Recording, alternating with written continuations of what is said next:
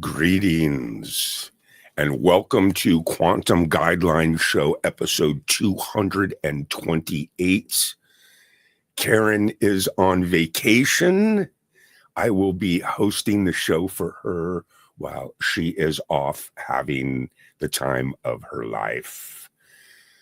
My name is Gary Michael McGill III, and today's episode of Quantum Guidelines Show, we are in for a real treat.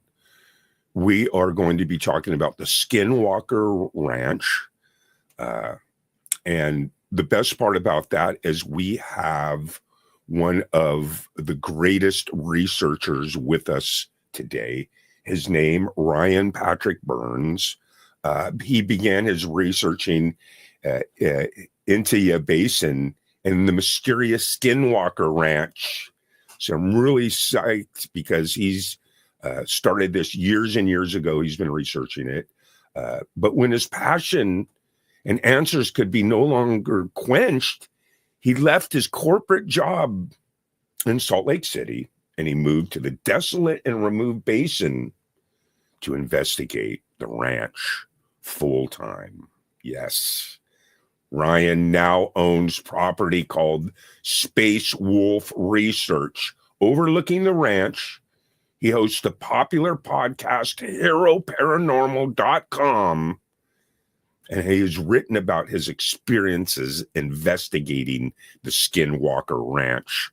So we are going to dive right into this. Ladies and gentlemen, give it up for my first guest, Ryan Burns. Ryan, how are you, my friend? I am great. It's great to be here with you, Gary. Awesome. You're looking fantastic. It's good to see you. Okay. Ryan, we're going to be, we're going to get into this whole SKINWALKER Ranch thing. And I got to let you know up front that I was been busy the last few years doing a lot of crazy stuff, and I really wasn't educated at all. I had no idea about what the SKINWALKER Ranch was. I mean, what's weird about it is I kind of heard about it and just somehow I that sounds familiar, but I never really knew the specifics. For our viewers that are tuning in and watching the replay, give me just a little 101 on the SKINWALKER Ranch, if you would. You bet. It is a really interesting area. The local indigenous tribe, the Ute tribe, and other tribes nearby have spoken of high strangeness in the area for over 15 generations. Wow. It kind of got even more fired up, dare I say, in the last couple hundred years. And actually a little further back before that.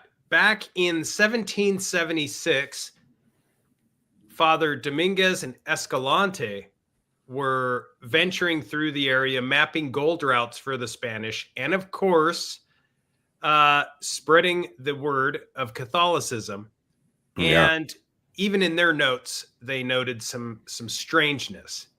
Now, fast forward, the area known as Fort Duchesne, Utah, which if you look at this image that you put up is kind of right in the direction I'm looking, up by that sandstone red rock over there. Okay. That was a fort that was manned by buffalo soldiers, and it was it was known as Fort Duchesne for the Ute tribe members.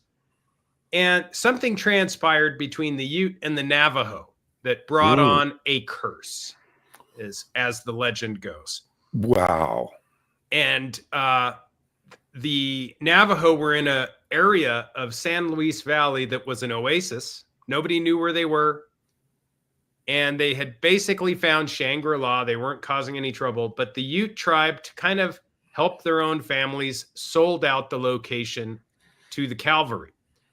And this was considered irreparable damage, unforgivable. And the most powerful shaman turned bad of that particular tribe dedicated themselves to cursing the Ute tribe in this particular location with the worst curse imaginable, which was the curse of the Skinwalker. Wow. And what was the size of that land that was cursed? Like, is that like acres or? It's a very interesting sort of verbal description of land, a tract, if you will, that goes from the northwest to the southeast. And they call this the path of the Skinwalker. It follows a riparian zone. And it is basically really interesting because most of the veins of interesting geologic formations follow that same path. Wow. And it's about an 80 square mile radius. If you wanted to pinpoint it, it's more of a diamond than a circle. But it is a path going from northwest to southeast, literally going from one dark canyon to the other dark canyon. There's one to the northwest and there's another dark canyon to the southeast. And that's sort of, those two dark canyons are sort of the ends of it, so to speak. Even though high strangeness happens outside of that region, this is kind of the epicenter. Okay, so basically you have this area, this land that has been cursed by the Navajo? Yes, it was by the Navajo tribe coming out of the San Luis Valley. And then they dedicated their existence to this proclamation, right? Yeah, their most powerful medicine men and medicine women, even though many of them were involved as healers and mostly white magic, this was considered so unforgivable because they were a peaceful tribe and they were trying to just get away and maintain their families and get to a spot where there was no conflict. And they had found that spot. And they would have been they probably would have never been found out.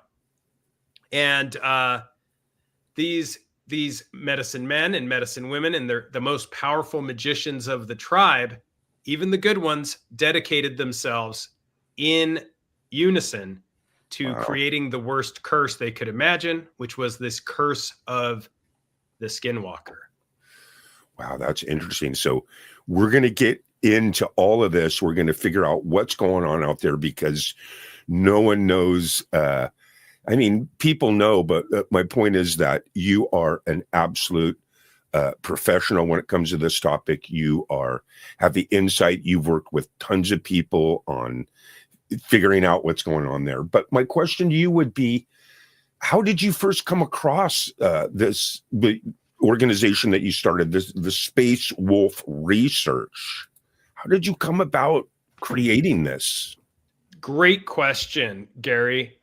You know, so I had an experience in the late 90s with an entity, and I tried to put it out of my mind, but it was always kind of lingering on the back burner. Wow. And back then there was an area or a zone known as the Southern Vantage Point, which overlooked this particular area where I had this encounter.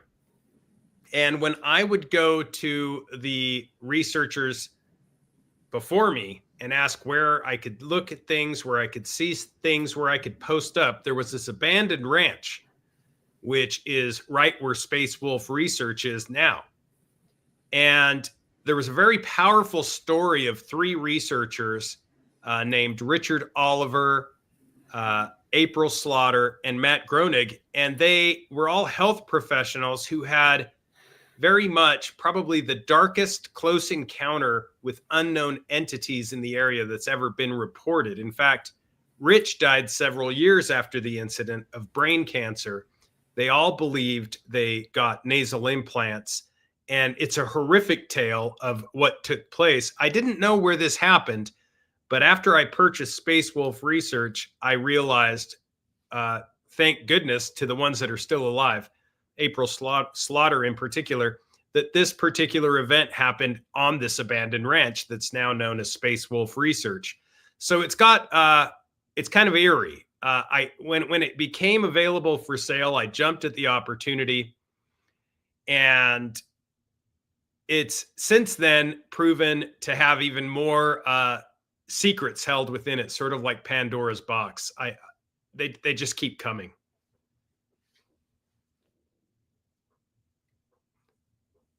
And those are some cattle mutilations in that image there. You can see the cows in the back of the truck.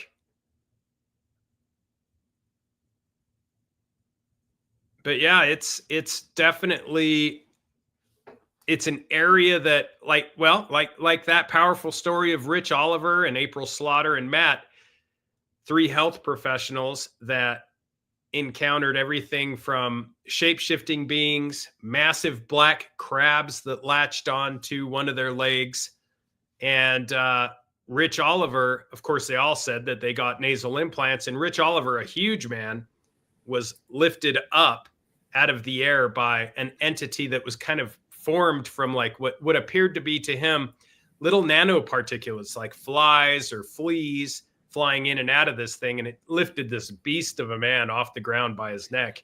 Wow. And this is again, like Pandora's box. I keep finding things out. I think it's understated, all the stuff that I've found out since I've purchased the property.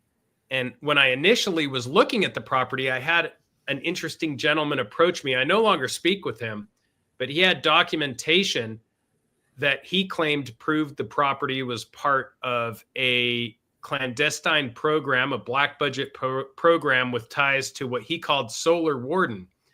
And I thought Solar Warden was totally debunked, not real, the thing of conspiracy.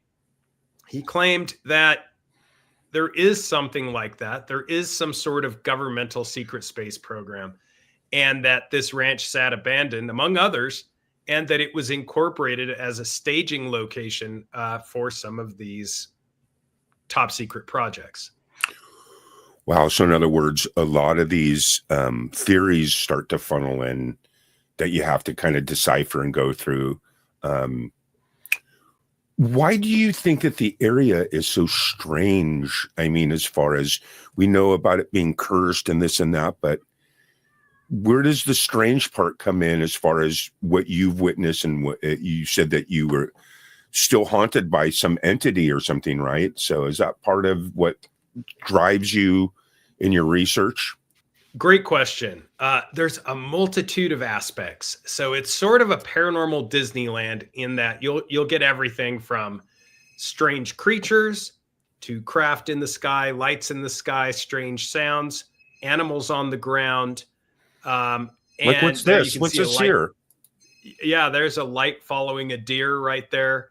So you get very strange things that transpire. You can see that little light above the deer following it from right to left, and orbs all over the place. You get also an array of interest from the government itself. There was a top secret program that was based out of this location. $22 million that we know of was funneled so far was funneled into this DoD Pentagon black budget project known as ATIP and OSAP. And ATIP was the forward-facing project, which stood for basically threat identification. And then we had OSAP on the back end of that. OSAP was more of a weaponization program. And these are programs that first made the news. There was a New York Times article that came out called Glowing Auras and Black Money. And ATIP first kind of got its first declassified, public appearance then. And ATIP stand for the Advanced Aerospace Threat Identification Program. And this was literally studying lights in the sky, studying UFOs. And this is what everybody was focused on. However, it also had a partner program known as OSAP, AAWSAP, which stood for the Advanced Aerospace Weapon Systems Application Program, which sounds a whole lot like a secret space program. And this is all more or less based, for the most part, in this area. Now, there's, in my opinion, other projects that have taken place there. There's been involvement with NASA nearby at geolocations. And I think the reason that this is so rife with paranormal activity and high strangeness is not just the curse. I think that it was strange to begin with, add the curse, and then they added a reservoir behind that sandstone mesa you can see through the night vision on the back of my screen. They added a reservoir on the back side of that, and so water continually trickles underneath that sandstone mesa. Wow. And then to add insult to injury, they put the largest of power lines in Utah directly overhead. And the casing on those lines has since cracked. And the issue with that is if you go under it with an EMF detector, an electromagnetic frequency detector, Yeah. it will just spike. There's tons of electromagnetic fields that are literally charging the area now. Wow. And many people have alleged that they've seen spacecraft or unidentified aerial craft come down and seemingly charge up off of those power lines and take off. Wow. So in other words, it's almost like some type of charging station. So you have this area that for the longest period of time has been known to be strange and to have the Navajo Indians put this curse on it. And now we introduced these UFOs and how they're charging and stuff. Now, this curse is that where the wolf comes in? Good question. Yes. So the Skinwalker, for those who are unfamiliar, is an entity of lore that most indigenous tribes believe in. And believe it or not, once you've seen one, it's easy not to understate that it's a very real entity. It's basically, the way it's been explained to me by my indigenous friends is that it is in essence a person at its core, which has been preoccupied with what's called bad medicine or black magic, dark magic. And through an agreement with dark entities is able to call upon those dark entities through a series of protocols to quite literally become evil incarnate and be able to wear the skin of animals and literally turn into that animal in so much as the display that it shows to others. So is it really turning into the animal? That's unknown. But do others perceive it? When people witness this, does it appear that it is that animal? 100%. Really interesting.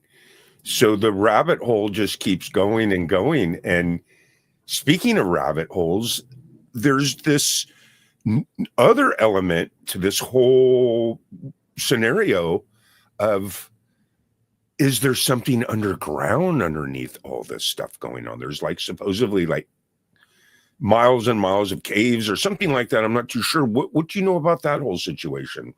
Interestingly, this is a wild reality.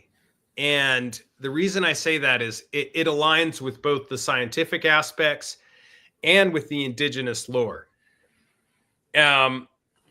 As you probably know, indigenous Native American tribes believe that first man and first woman rose out of the earth, came from underground.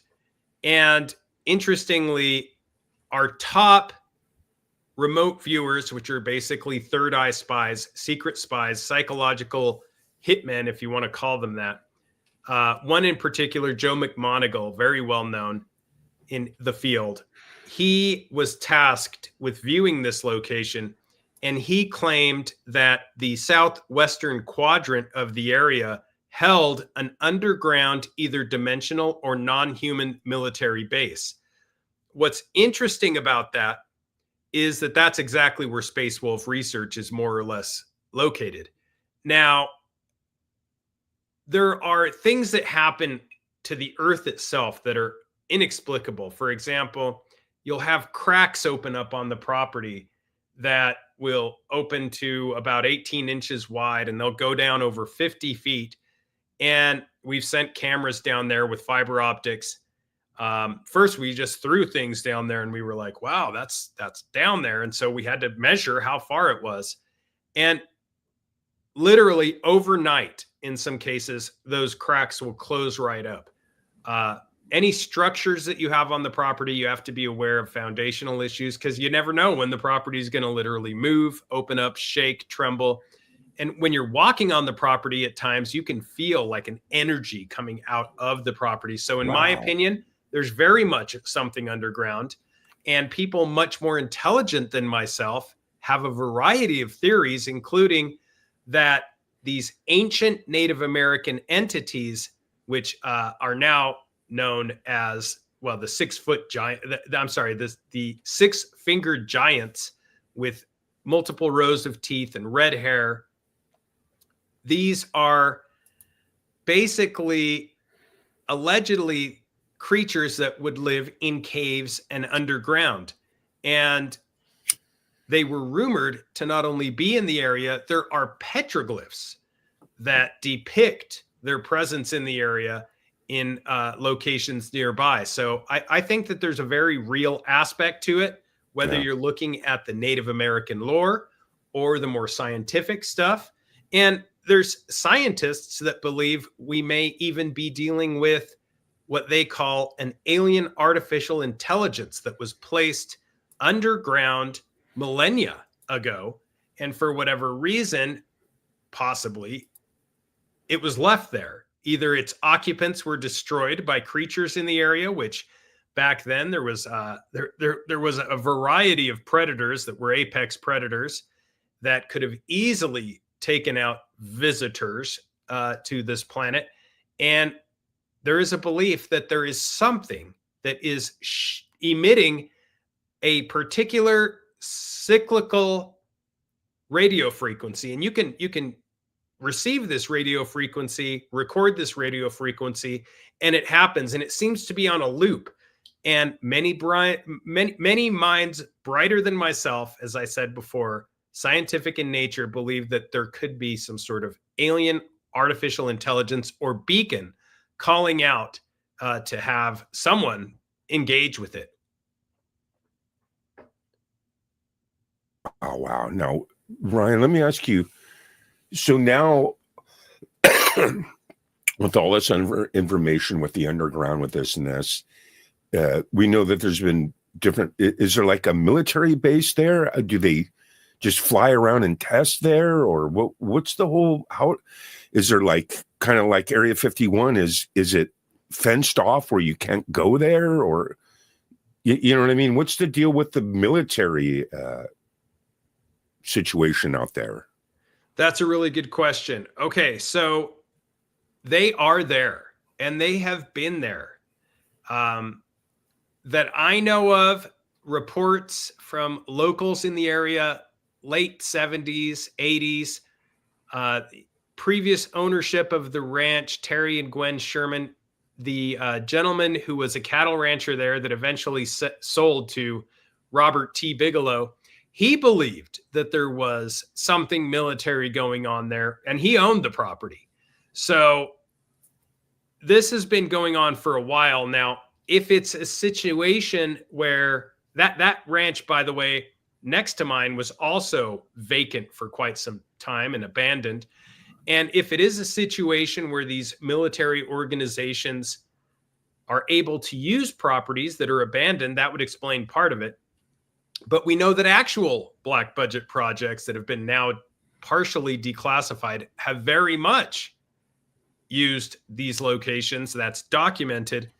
And it's something that, for example, I'll have people come up and they'll witness it. They will witness these black ops people, for lack of a better word, engaging with lasers and night vision and other technologies just right there. I mean, you can see them doing it. And they ask me, what are they doing? And I said, I don't know.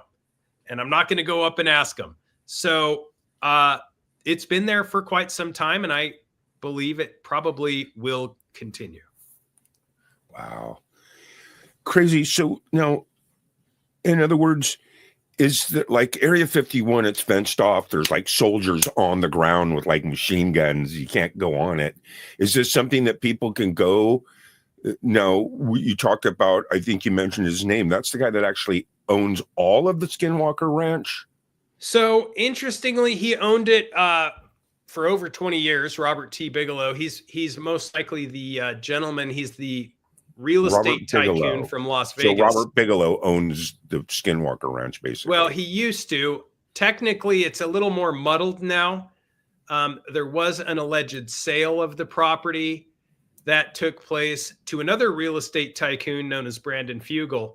Okay. And kind of a, much like his predecessor, you know, one of these guys that just never, he's a winner when it comes to anything development related. He's on a number of boards. He's part of Colliers International. He's just every sign in Salt Lake that has to do with real estate. If it's a big deal, his name's on it. And he is the one who formed a LLC known as Adamantium LLC, which is now the LLC or real estate holding company that holds the property as ownership. But, you know, I don't know.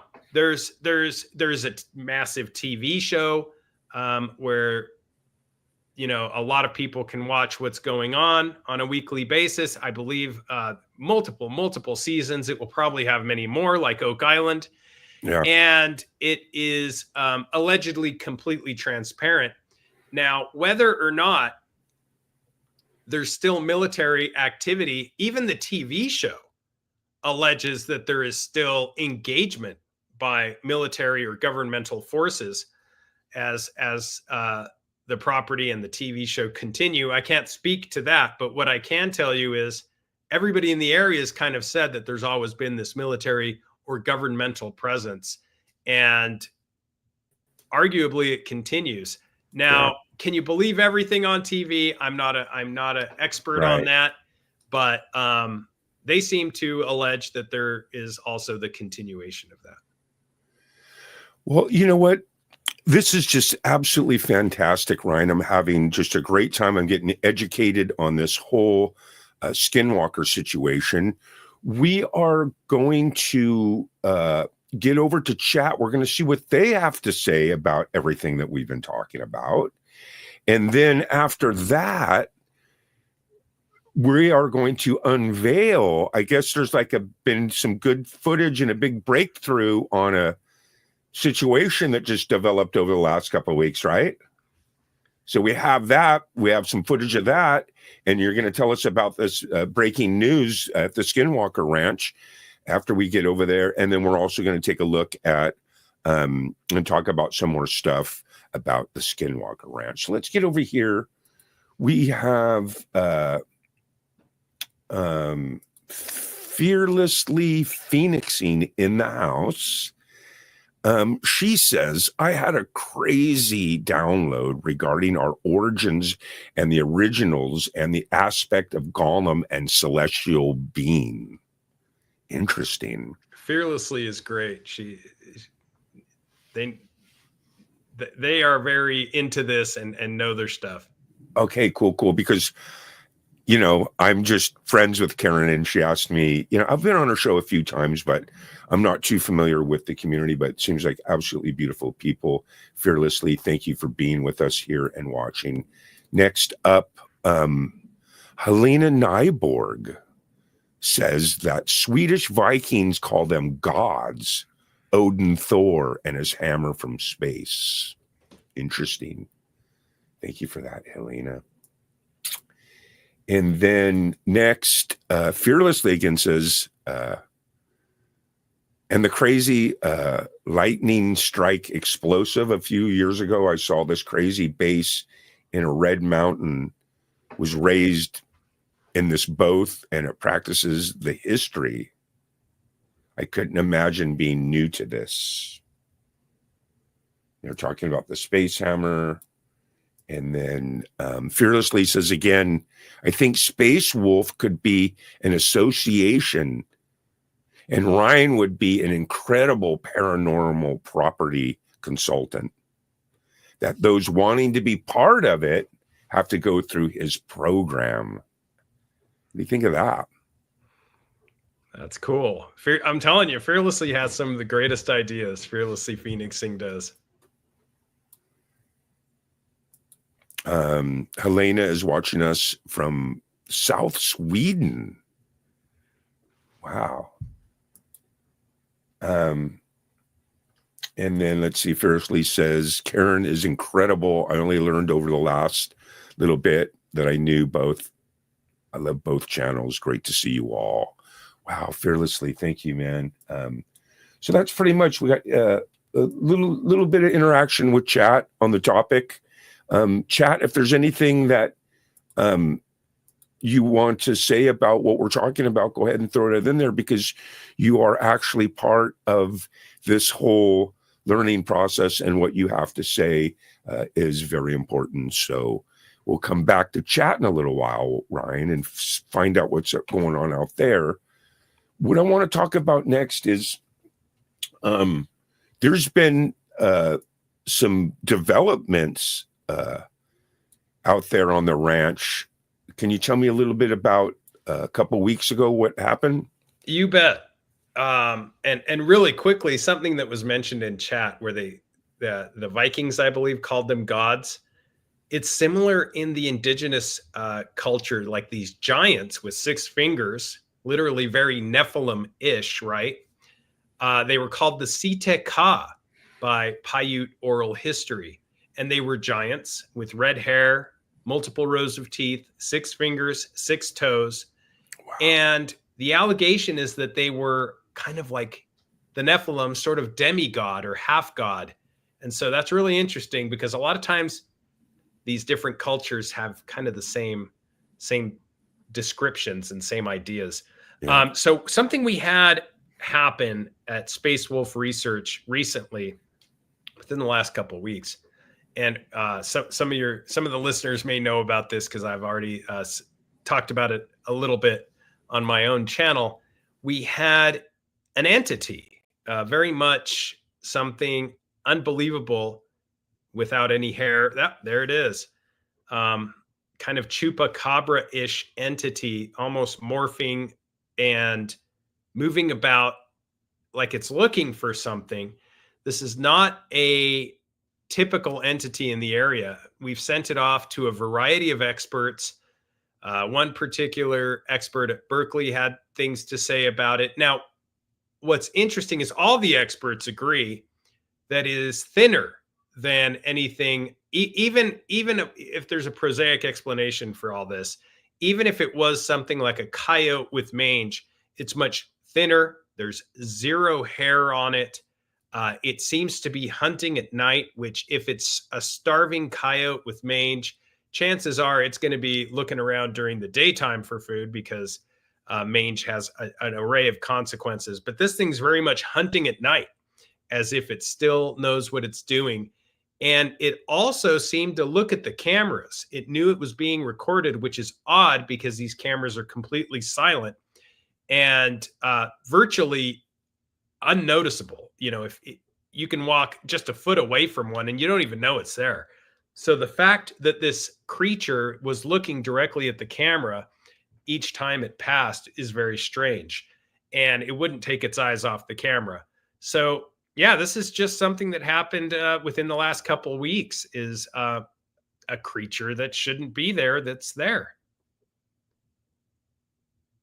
Wow. Yeah. So now this is like on the skin rack, deep into the woods, or? Believe it or not, this particular camera up front, close to the main entrance of Space Wolf Research, is where the least amount of activity happens. Usually you catch things like this towards the back of the property along the fence line with SKINWALKER Ranch. However, this particular creature was only about, oh my gosh, maybe 70 yards into the property. So pretty close. I mean, just past what I call the black box, or sort of the command center up front.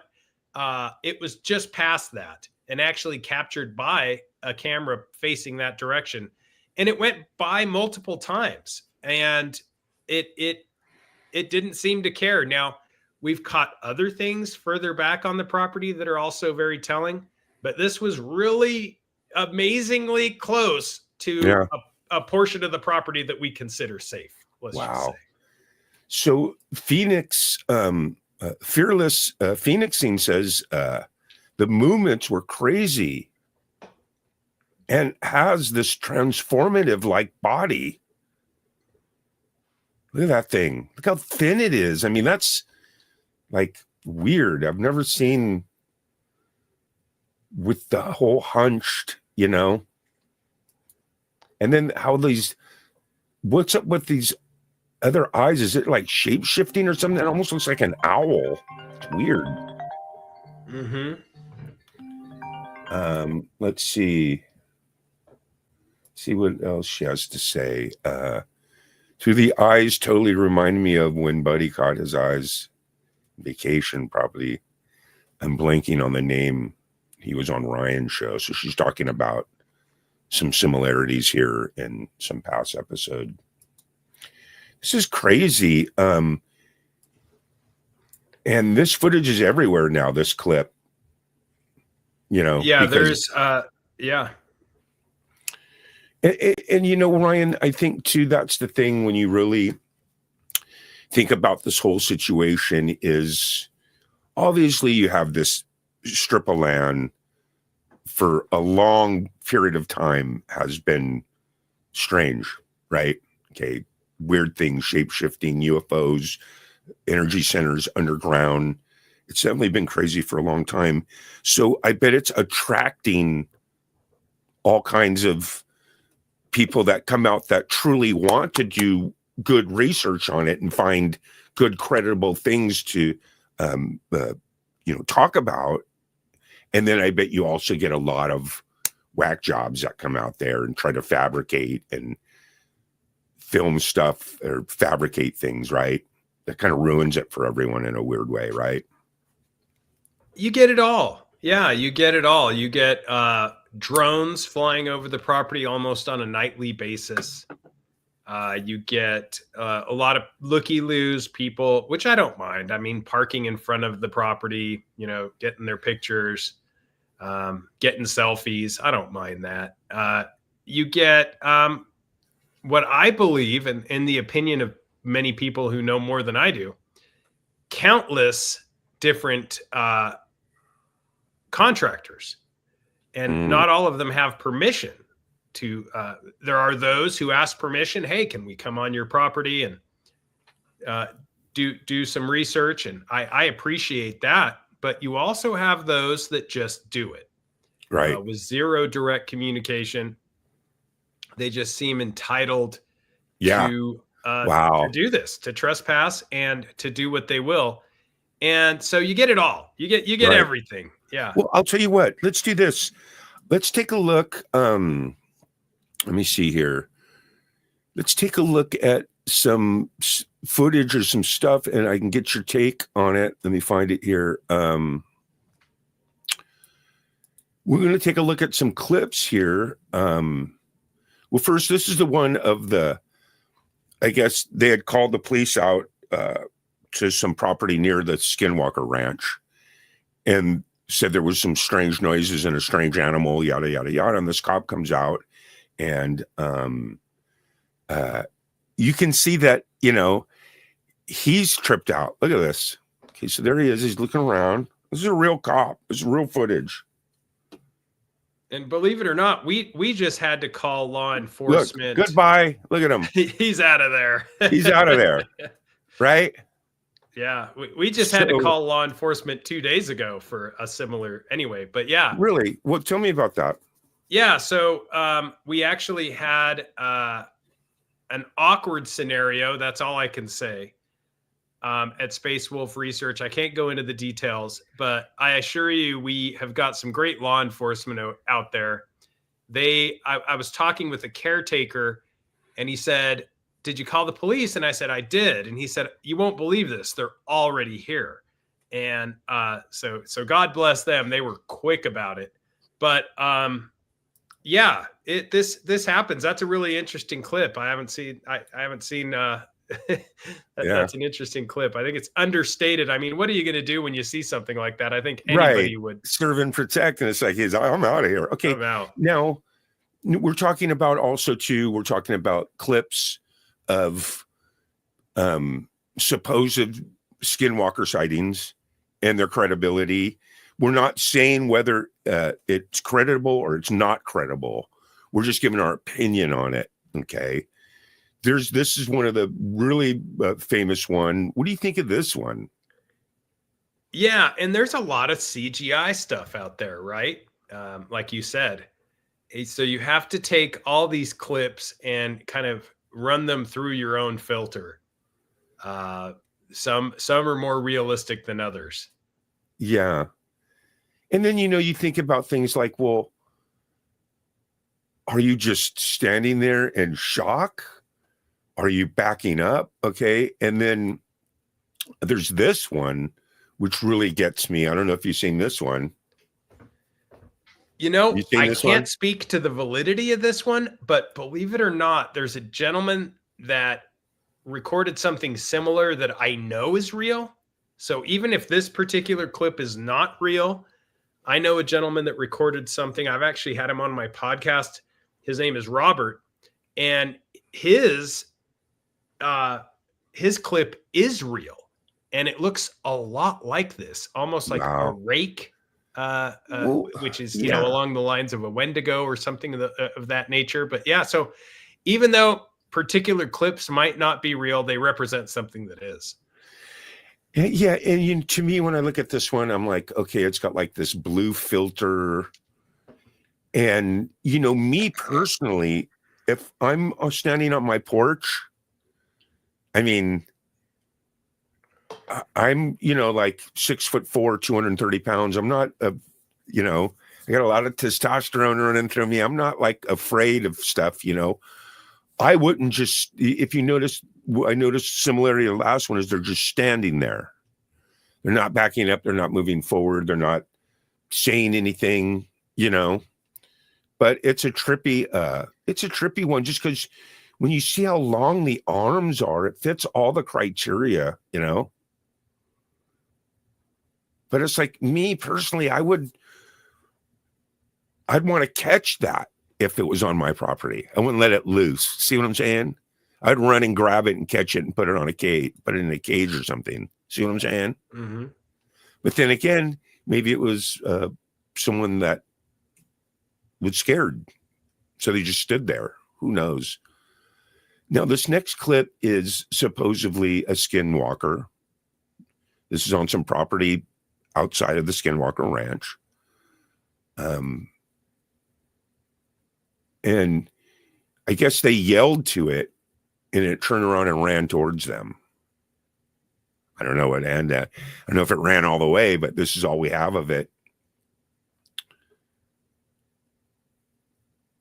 Whoa, no, wait, that's something else. Okay, that's a different clip. I'm not sure, but I think I get back to that later. There's a clip of it, but these are all just strange clips. This one kind of gets me. I have no idea. This is supposedly from the internet of a skinwalker on this guy's thing on top of his arbor.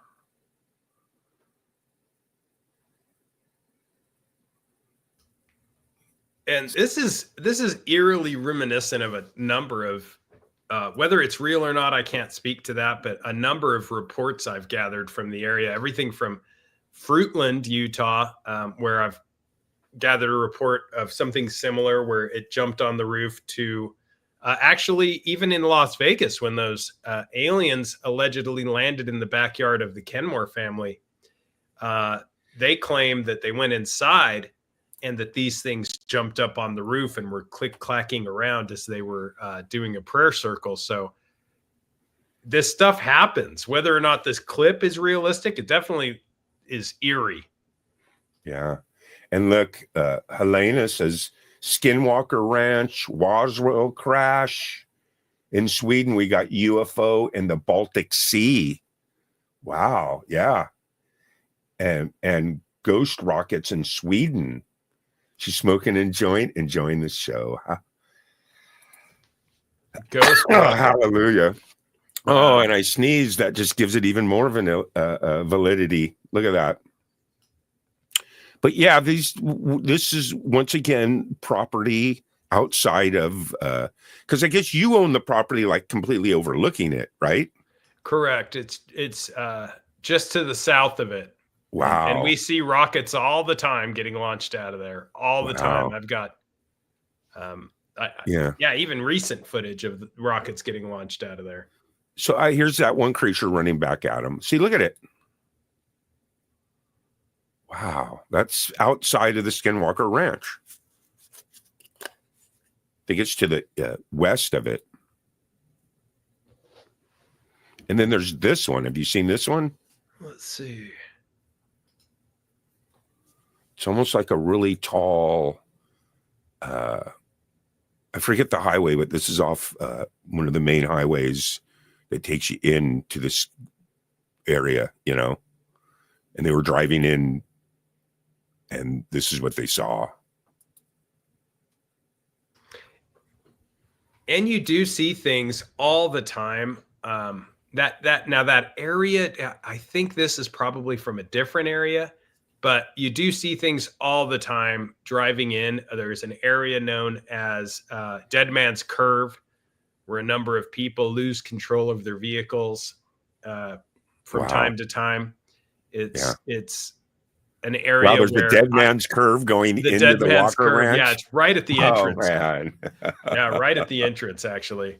The road leading into the ranch. And I've personally seen with other people in the vehicle, 2 skinwalkers along that same road, or what I would consider people practicing the witchery way, or this bad medicine, this dark black magic. And it's real, man. It's real. So in other words, this curse, this whole thing is about shape-shifting too, kind of, I guess, right?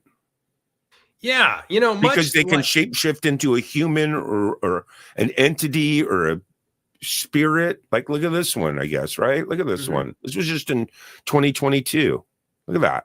What is that?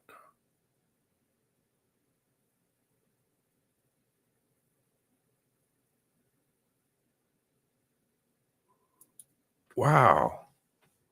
Tell me about this shape-shifting situation, because I'm just new to it, you know? I mean, I know what shape-shifting is, but I mean, as far as this whole wolf, curse, underground energy field, you know?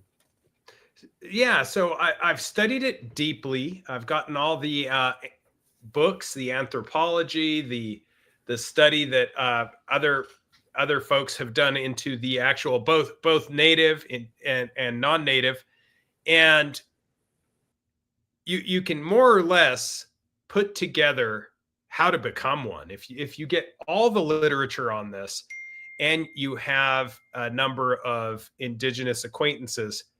You can very much put together the process or the ingredients of how to practice this witchery way, this dark magic, and actually learn how to shapeshift. It's an array of really hideous stuff that you have to do.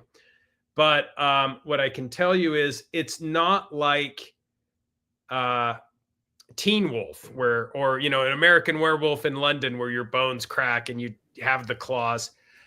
When I've spoken to family members of indigenous associates of mine who claim that they very much know how to do it, what they've said is that it is a lot more like a remote viewing or something more controlled, in that they will become that entity in a much more controlled fashion. It's not like the moon pops up and they just crack into they very much focus on what they want to become. They incorporate the pelt of the animal they want to become. And there's a process to it, much like magic. And that eventually, slowly but surely, they will become that animal and be in the space they want to be, and appear to be that animal when witnessed by others. Well, when I learn about all this and I try to decipher it in my own mind, I start to think of questions like, do they breed? Are they, um, do they live forever? Do they, you know what I'm saying? Because they can shapeshift into dimensions and stuff, they don't die maybe or something. So they're constantly just regenerating like endless life or something. You know what I mean? Well, that's an interesting question because, yeah, they've opened themselves up completely to become quite literally vessels for darker entities to enter. And those Mm. darker entities are oftentimes entities that will go along family lines. And what I mean is the same family will have the same entities within their family line. And so there's this pressure, from what I understand. If, for example, mama is a skinwalker, there's pressure to the next generation for at least one of the children to become or continue this, not only to continue the family line, but also to be a vessel or container or housing for these dark entities to continue on. And that looks like a vessel of dark entity to me right there. And also too, like you said, they can see they're moving around, right? This is exactly what you were just describing. Look at this. Mm-hmm. Look at that one. Have you seen that one? Yeah, I've seen that one. It's really interesting. The reality is they won't share a lot of this. Even people that I believe I'm close with, they wouldn't share a lot of this stuff with me until I kind of checked all the boxes. In one particular case where I was asking some serious questions, I went out to this individual's home. I knew them very well. And they said that their mother and their brother were skinwalkers. They weren't, but that they were, and they could answer my questions if I did the right things. And we talked for some time, and he brought out a plate of cookies. And he said, my mom said she'll talk to you, but you have to eat a cookie first. Wow. And I knew what that meant. I knew there was something in that cookie.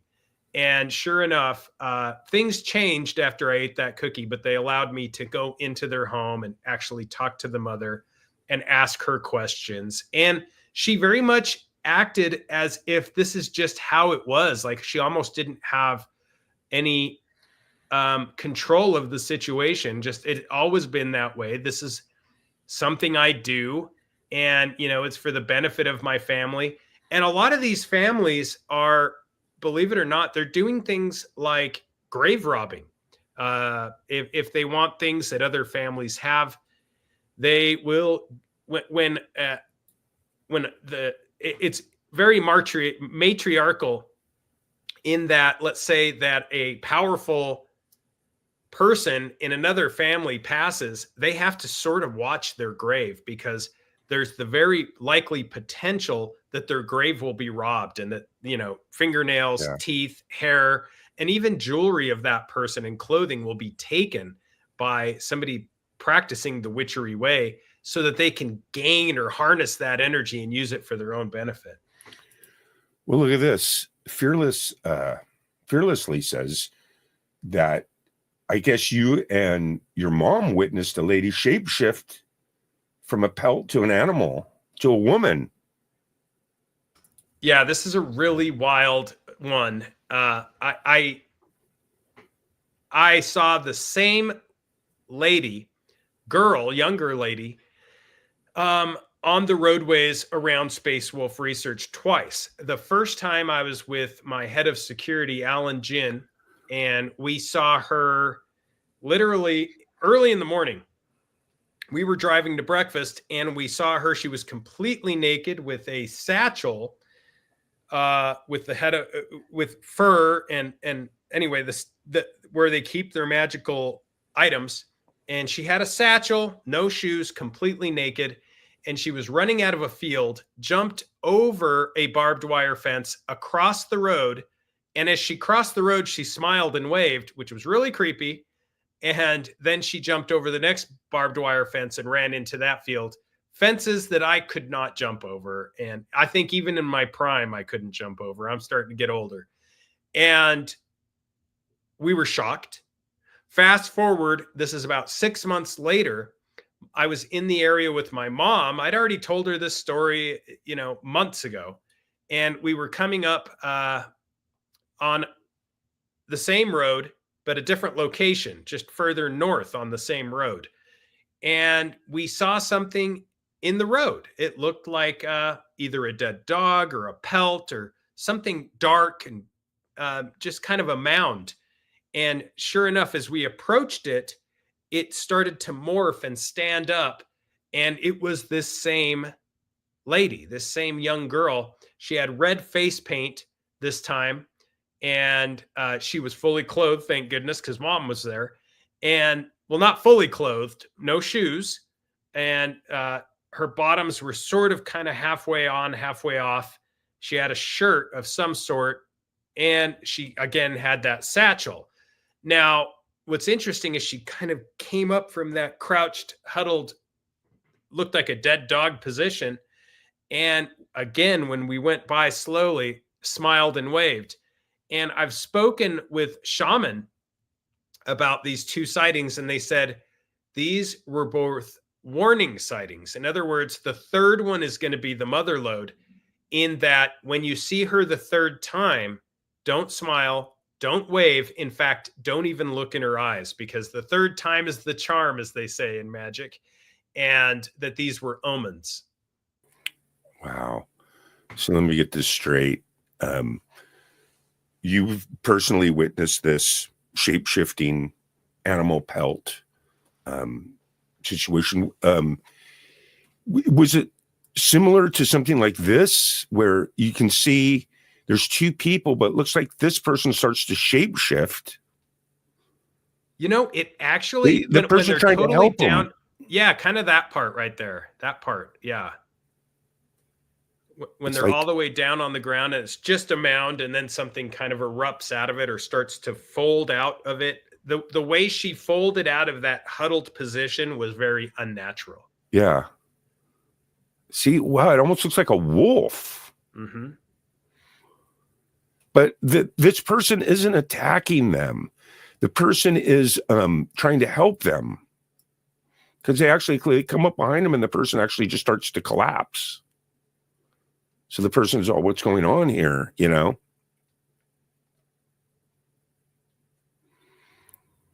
Just awkward, but definite, some weird shape-shifting situation going on here, Yeah. And I spoke with another individual who's very familiar with a lot of the anthropology that goes into this bad medicine, as they call it, this dark magic. And he said that when you have these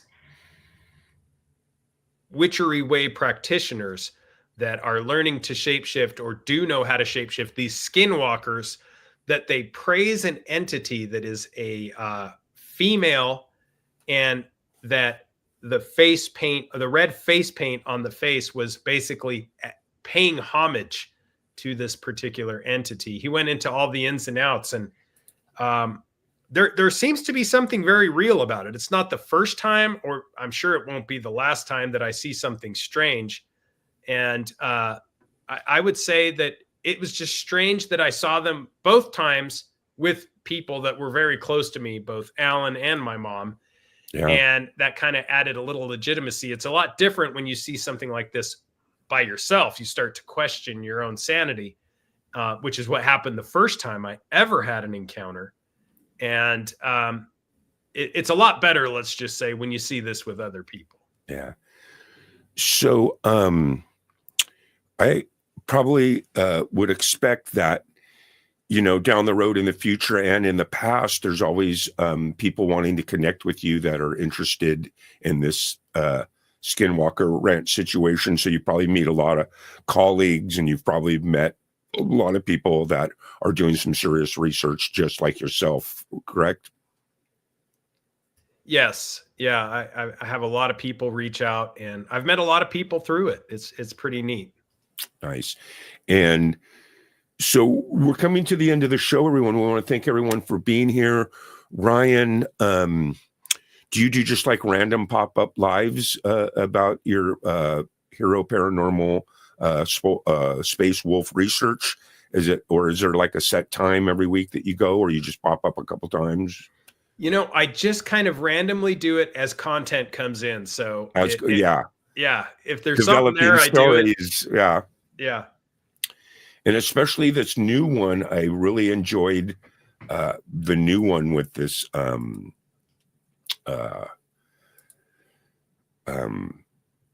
this latest. Yeah, whatever that is. It's right. crazy, man. I really had a good time checking that out and stuff. And I really had a good time hanging out with you and learning a lot about something I didn't know that much about. And now I think I'm completely informed.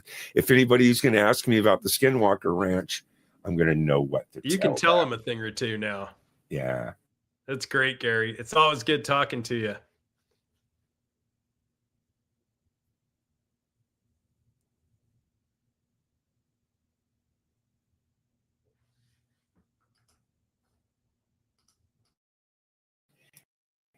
And there we go. All right, I froze up a little bit.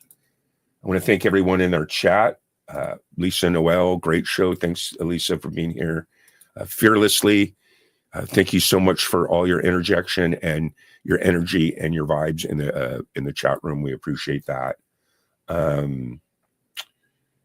Helena, sparking it up in Sweden. You are awesome. Thank you for giving us your energy and your time on this topic.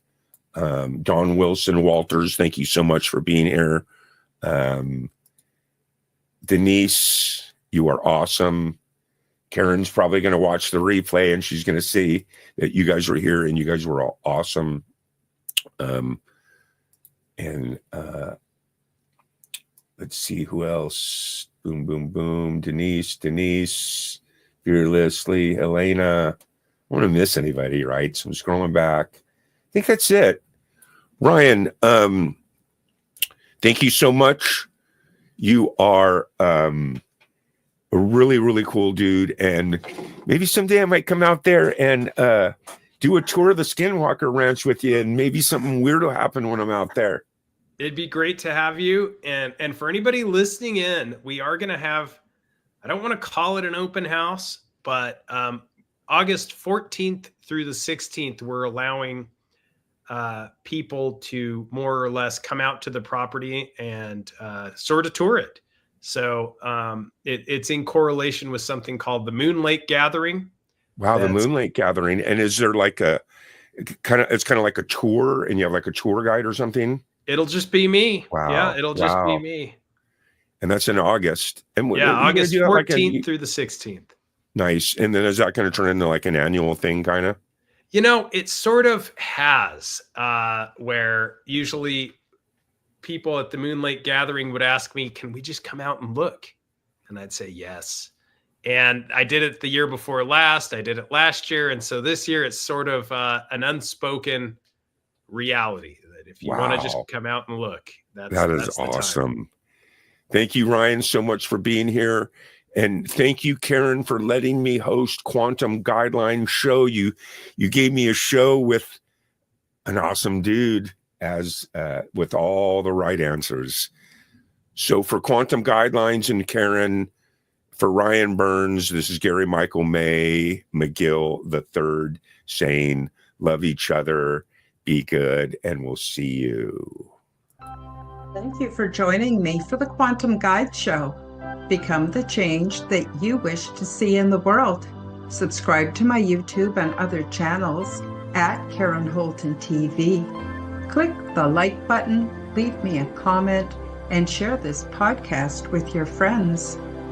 Read about my true life ET contact in my book called Transdimensional: Meet the New Neighbors, which is now available in Amazon bookstores worldwide. Check out my website at www.KarenHoltonHealthCoach.com to see my free resources and amazing products and services. All the links will be in the description below. As part of the Forbidden Knowledge Network, you will find the Quantum Guide Show with Karen Holton and also the Aliens and Angels podcast on all audio platforms. Until next time, keep up the good work.